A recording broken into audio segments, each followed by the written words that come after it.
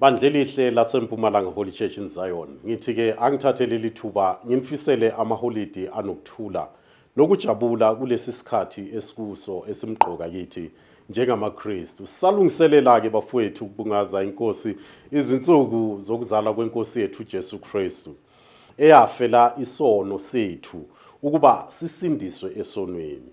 Ngokukhulu-ke ukuzithoba ake ngizehlise endlunkulu kwe-Executive Committee imbokodo kuyo i-Youth Ministry nebandla lonke. Ngithi-ke yamukelani-ke bafowethu nazi izilokotho ezivela eminyango kasihlalo webandla. Ngicaphune encwadini kamprofethi u-Isaiah lapha esahlukweni sika-9 evesini lika-6.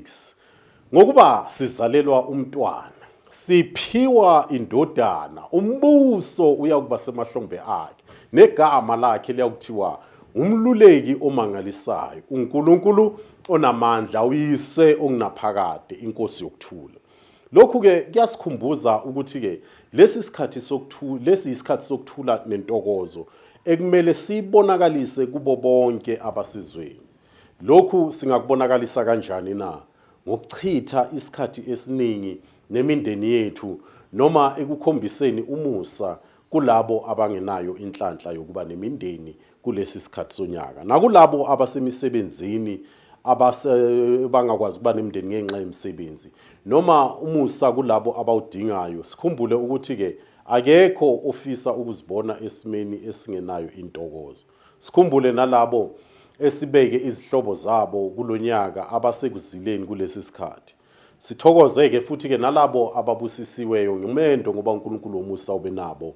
Wabapha futhi-ke abanye izingane, wababusisa ngemishado, abanye wababusisa ngani ngokuthola imisebenzi, abanye amabhizinisi abo aphumelele, nalabo abaphumelele ey'fundweni zabo, abanye baze bagogoda, siyababongisa.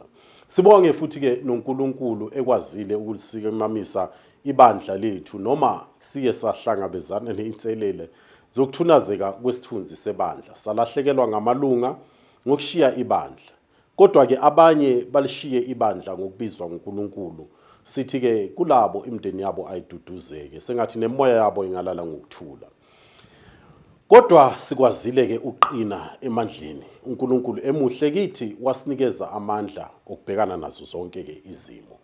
Sakwazi ukuthi-ke zonke iy'nkonzo ebezihleliwe zonyaka zenziwe ngohlelo kusukela lapha ku-Good Friday, unyuko i-Youth Convention beyilapha eBramfisher esigodini banje ihostwe ibambisanani, ne-Mothers Convention ebelapha eMelo ehostwe ubuhle bamaswazi.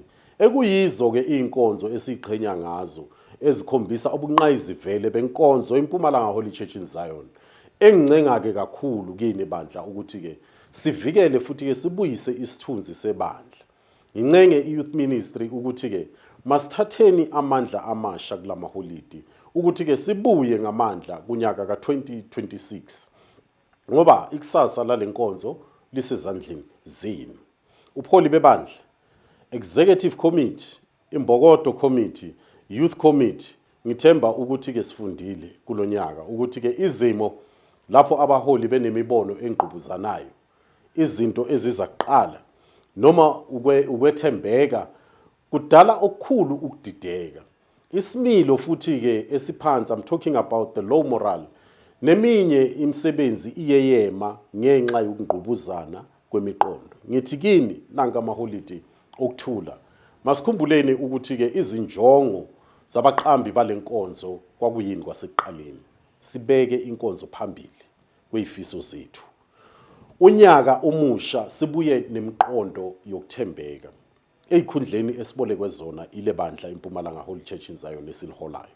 Silihole-ke bafowethu ngenkulu intshisekelo nangokukhulu ukukhuthala. Nakhu-ke engizonazisa kona ubumbano lunamandla.